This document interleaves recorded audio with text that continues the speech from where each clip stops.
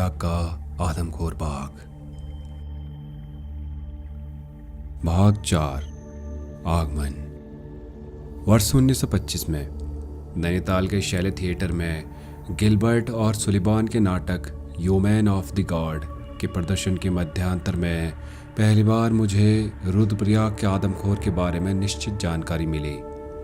मैंने कभी चलते फिरते या किसी अखबार के जरिए ही रुद्रप्रयाग के आदमखोर बाघ के बारे में पढ़ा और सुना था, लेकिन यह सोचकर कि गढ़वाल में 4000 से ज़्यादा लाइसेंसशुदा बंदूक धारक हैं और रुद्रप्रयाग से कुल 70 मील की दूरी पर लैंसडाउन में उत्साही बंदूकची भी हैं, मैंने यह मान लिया कि वहाँ बाघ को मारने के लिए लोग टूटे पड़े जा रहे होंगे और ऐसे में किसी बाहरी बंदूकची का वहाँ जाना इन लोगों को अच्छा नहीं लगेगा। लेकिन मुझे तब आश्चर्य हुआ जब मैं शैले बार में अपने एक दोस्त के साथ शराब की चुस्की ले रहा था और मैंने देखा कि तत्कालीन संयुक्त प्रांत के मुख्य सचिव मिशेल कीन कुछ लोगों से आदमखोर के बारे में बातचीत कर रहे थे। मिशेल उन्हें आदमखोर का पीछा करने के लिए प्रोत्साहित कर रहे थे। यह वही मिशेल कीन थे जो बाद में असम के राज्यपाल बने। उनकी इस अपील को वहाँ किसी ने भी उत्साहपूर्वक नहीं लिया। उन लोगों की यह टिप्पणी थी कि 100 लोगों को मार चुके आदमखोर के पीछे जाकर क्या अपनी जान पर नहीं बनेगी। दूसरी सुबह मैं मिशेल कीन से मिलने गया और आवश्यक जानकारी प्राप्त की। वह मुझे यह नहीं बता पाए कि किस स्थान विशेष में आदमखोर ज़्यादा मार कर रहा था। उन्होंने मुझे सुझाव दिया कि रुद्रप्रयाग जाते हुए मैं इबर्टसन से संपर्क करता हुआ जाऊं। घर लौटने के बाद मुझे अपनी टेबल पर इबर्टसन का पत्र पड़ा मिला। इबर्टसन यानी सर विलियम इबर्टसन, जो बाद में संयुक्त प्रांत के गवर्नर के सलाहकार रहे। वे हाल में ही गढ़वाल के डिप्टी कमिश्नर नियुक्त हुए थे और उन्हें सबसे पहले जो काम करने थे उनमें से एक अपने जिले को आदमखोर से मुक्त करने का प्रयास करना भी था। इसी सिलसिले में उन्होंने मुझे लिखा था।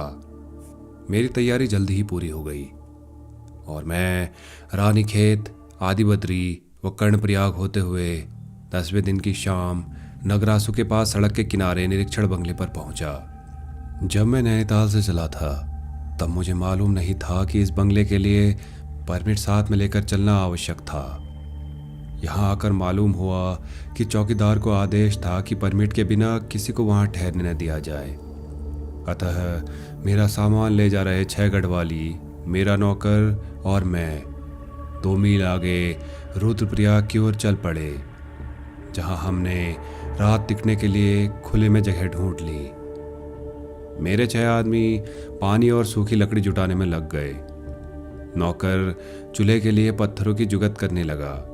मैं एक कुल्हाड़ा उठा कटीली झाड़ियों की तलाश में निकल गया ताकि रात ठहरने के लिए एक बाड़ा बना सकूं, क्योंकि हमें 10 मील पहले ही सजग कर दिया गया था कि हम आदमखोर के क्षेत्र में पहुंच चुके हैं। जब रात के भोजन के लिए हम आग जला चुके, दूर पहाड़ की तरफ से एक रोष भरी आवाज़ हम तक आई कि हम खुले में क्या कर रहे हैं और अगर हम ऐसे ही जहाँ है वहीं रहे तो निश्चित रूप से बाघ हम में से 1-2 को खा जाएगा।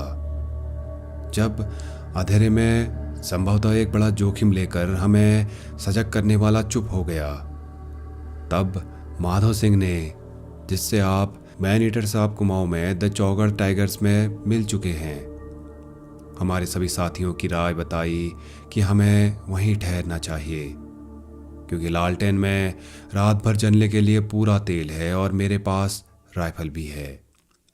लालटेन में पूरा तेल था, यह बात सही थी, क्योंकि अगली सुबह जब मैं उठा लालटेन जल रही थी और मेरी बंदूक मेरे बिस्तर पर थी। लेकिन हमारा कांटों का बाड़ा बहुत ही कच्चा था और 10 दिन की पैदल यात्रा के बाद हम थक कर चूर चूर हो गए थे। अगर उस रात बाघ आता तो बड़ा आसान शिकार पा लेता। दूसरे दिन हम रुद्रप्रयाग पहुंचे, जहां इबर्टसन के भेजे लोगों ने हमारा गर्मजोशी के साथ स्वागत किया। भाग 5 पड़ताल। मैं आपको रुद्रप्रयाग में 10 सप्ताह के प्रवास की प्रतिदिन की अपनी गतिविधियों का ब्यौरा देने का प्रयास नहीं करूंगा, क्योंकि एक तो इतने समय बाद छोटे छोटे विवरण याद रखना संभव नहीं है, और यदि उन्हें लिख भी दूं तो उन्हें पढ़ना उबाऊ होगा। मैं केवल कुछ घटनाओं से संबंधित अनुभवों की ही चर्चा करूंगा, जो मुझे अकेले या इबर्टसन के साथ हुए। लेकिन पहले मैं उस क्षेत्र के बारे में बता दूं जिसमें आदमखोर 8 वर्षों से घूमता रहा, और जहां 10 सप्ताह तक मैं उसका पीछा करता रहा। अगर आप रुद्रप्रयाग के पूरब में पहाड़ी पर चढ़े तो आप 500 वर्ग मील क्षेत्र के एक बड़े हिस्से को देख सकते हैं, जिसमें रुद्रप्रयाग का आदमखोर गश्त लगाता था। यह क्षेत्र अलकनंदा नदी से लगभग 2 बराबर भागों में बटा है। अलकनंदा कर्णप्रयाग से दाईं ओर रुद्रप्रयाग को मुड़ जाती है, जहां इसमें उत्तर पश्चिम से आती मंदाकिनी नदी मिलती है। दोनों नदियों के तिकोने भूभाग में अलकनंदा की बाईं ओर की तुलना में कम खड़ी जमीन है, इसलिए वहां ज्यादा गांव बसे हैं। जिस ऊंची जगह पर आप खड़े हैं वहां से खेत ऐसे दिखाई देते हैं जैसे खड़ी पहाड़ियों पर रेखाएं खींची हो। ये खेत अलग अलग चौड़ाई के हैं, कोई 1 गज चौड़ा तो कोई 50 और उससे भी अधिक चौड़ा।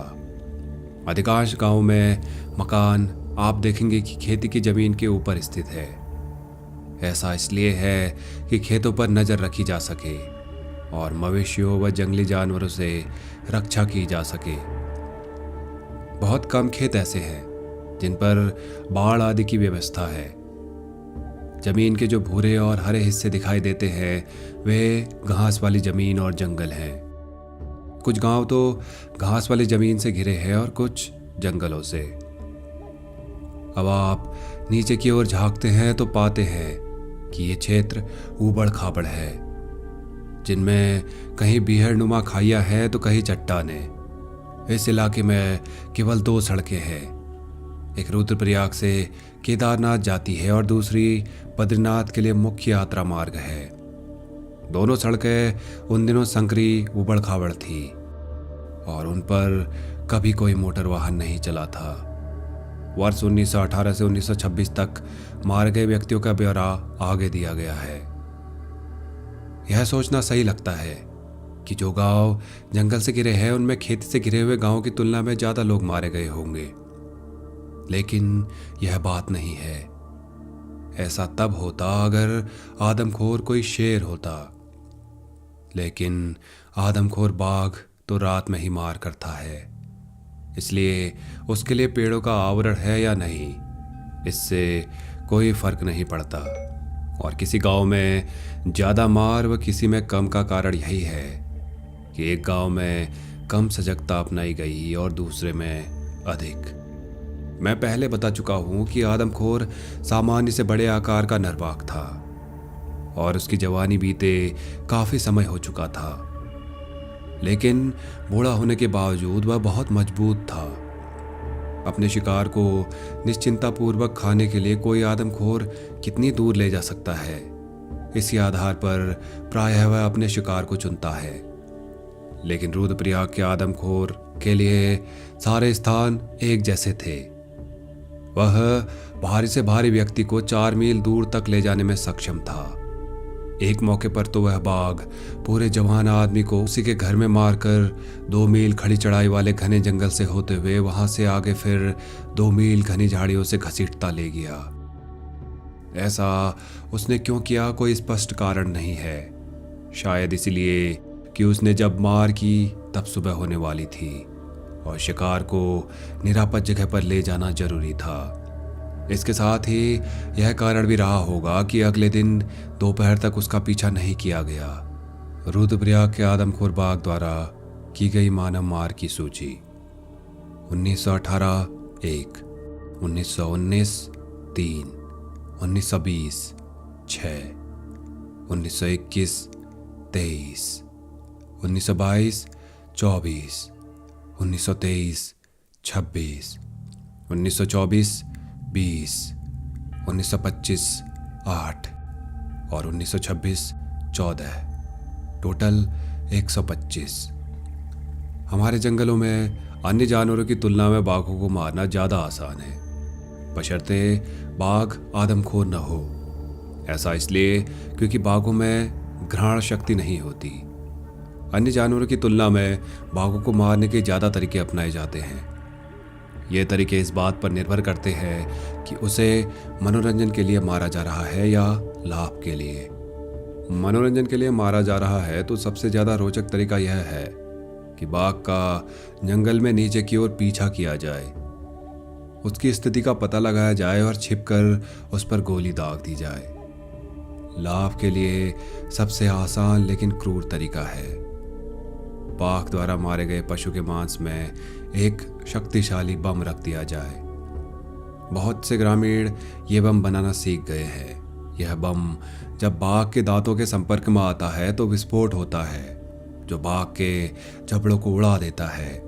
ऐसे कुछ मामलों में बाघ की उसी वक्त मृत्यु हो जाती है, लेकिन अधिकांश अवसरों पर वह बदनसीब पशु मरने से पहले काफी दूर तक घिसटता हुआ जाता है। लेकिन इस बम का इस्तेमाल करने वाले लोग बाघ के खून की लकीर का पीछा करने का साहस नहीं जुटा पाते हैं। बाघ का पीछा करके उसको खोजकर और छिपकर मारना न केवल रोमांचक और रुचिकर है, बल्कि आसान भी है।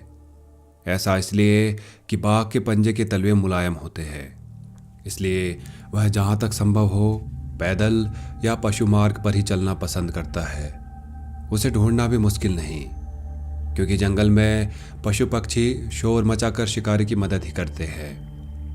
और उसे छिपकर मारना इसलिए भी आसान है कि हालांकि प्रकृति ने उसे तेज नज़र और सुनने की शक्ति दी है, लेकिन सूंघने की शक्ति नहीं दी।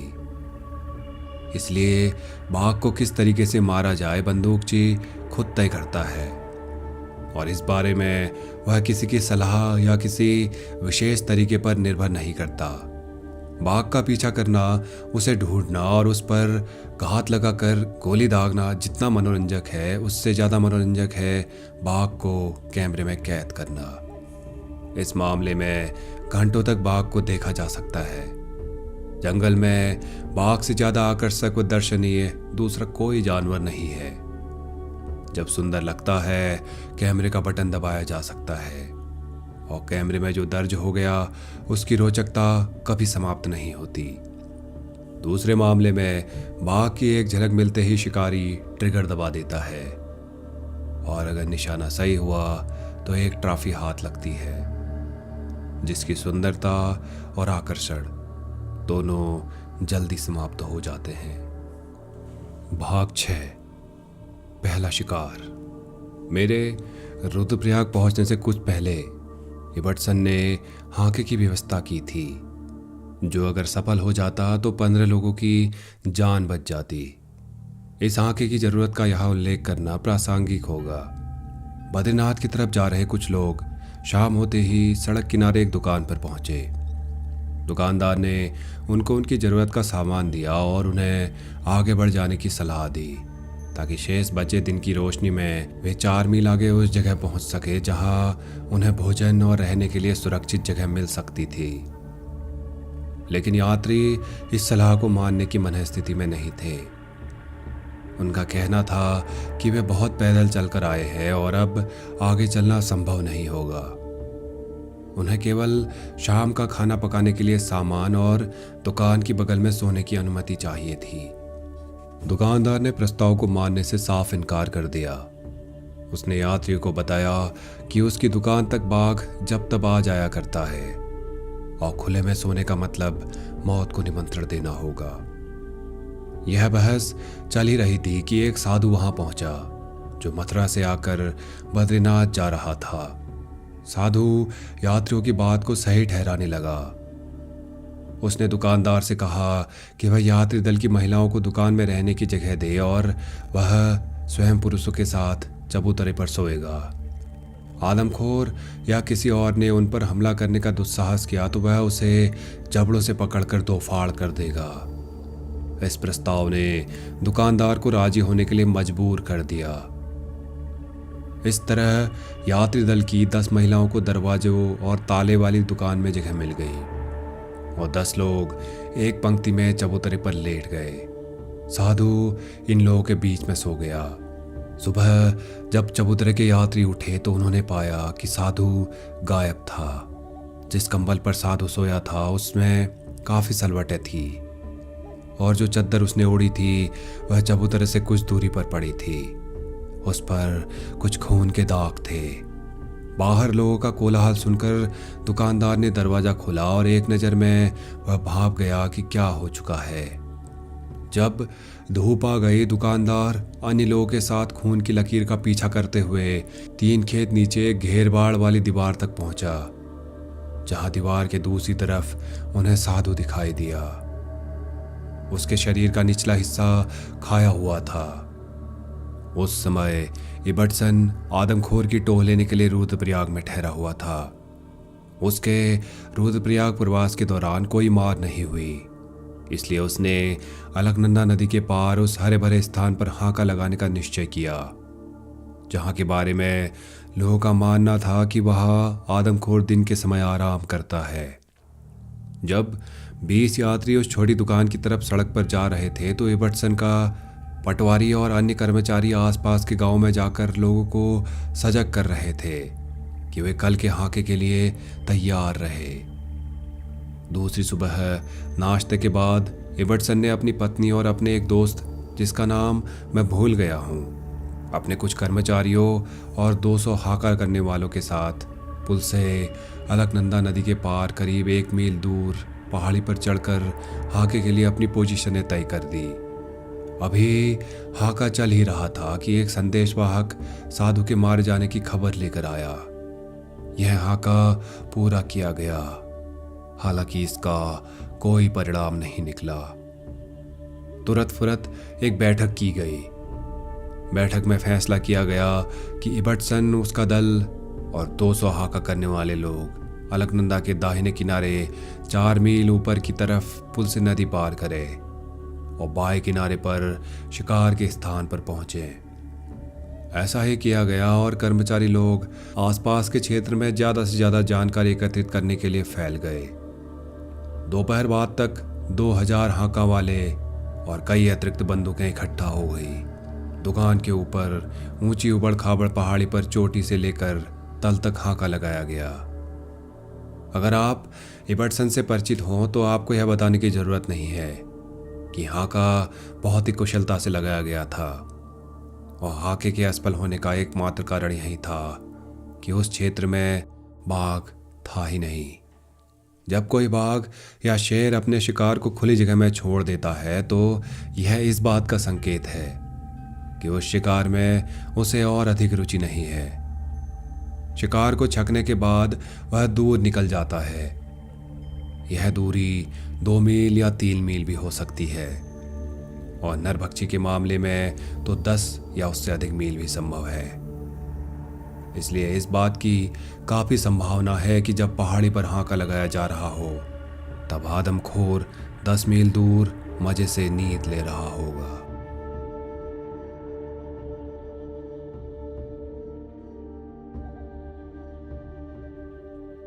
जारी है रुद्रप्रयाग का आदमखोर बाघ।